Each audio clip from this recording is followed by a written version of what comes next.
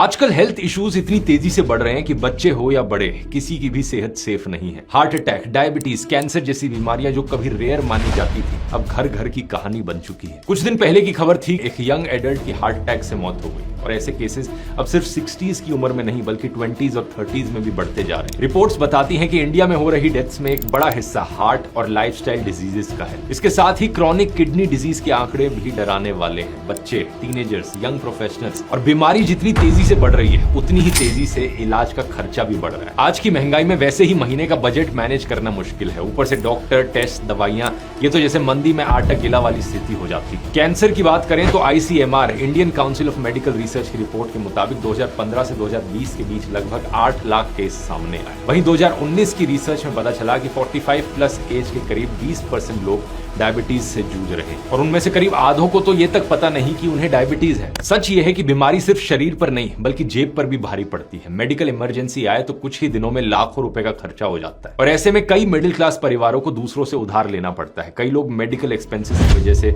गरीबी के करीब पहुंच जाते हैं। इसलिए सिर्फ इलाज सोचने से कुछ नहीं होगा, इलाज के खर्चे से भी बचना बहुत जरूरी है और यही वजह है कि आज हर परिवार के लिए हेल्थ इंश्योरेंस लेना एक जरूरत बन गई। आज के समय में ये लग्जरी नहीं बल्कि एक बेसिक फाइनेंशियल प्रोटेक्शन है। और सबसे बड़ी बात, GST हटाने के बाद जिस प्रीमियम में आप पहले 10 लाख की कवरेज लेते थे, उसी प्रीमियम में अब आपको 20 लाख तक का हेल्थ कवर मिल सकता है। आपकी सुविधा के लिए मैंने बायो में लिंक दिया है, क्लिक कीजिए और अपने परिवार की सेहत को सुरक्षित रखिए।